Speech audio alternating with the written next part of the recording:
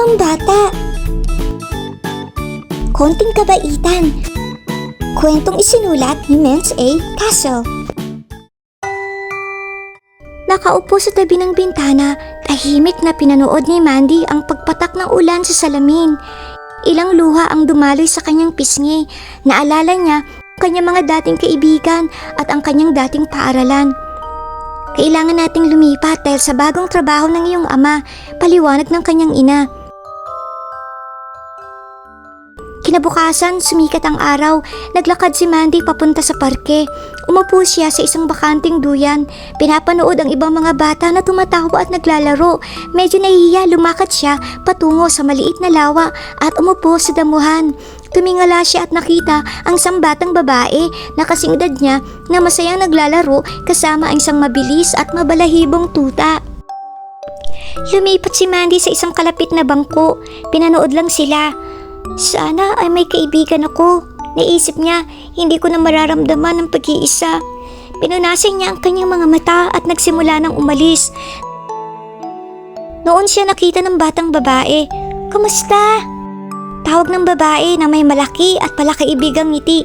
Gusto mo bang makipaglaro sa akin? Tumigil si Mandy at lumingon. Tamango siya. Ang pangalan ko ay Harper at ito ang tuta ko si Rocky.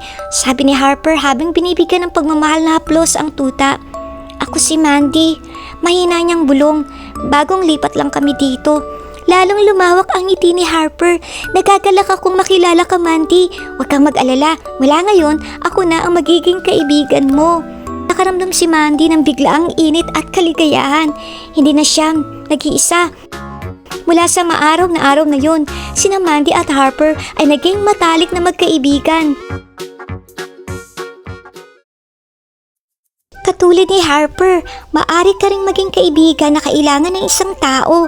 Ang isang maliit na kabaitan tulad ng pagbati o pag-anyaya sa isang tao na makipaglaro ay maaring gumawa ng malaking pagkakaiba at makatulong sa isang nalulungkot na tao na makadama ng pagtanggap. Sabi sa Kawikaan Kabanatang 17:17, ang isang kaibigan ay umiibig sa lahat ng panahon.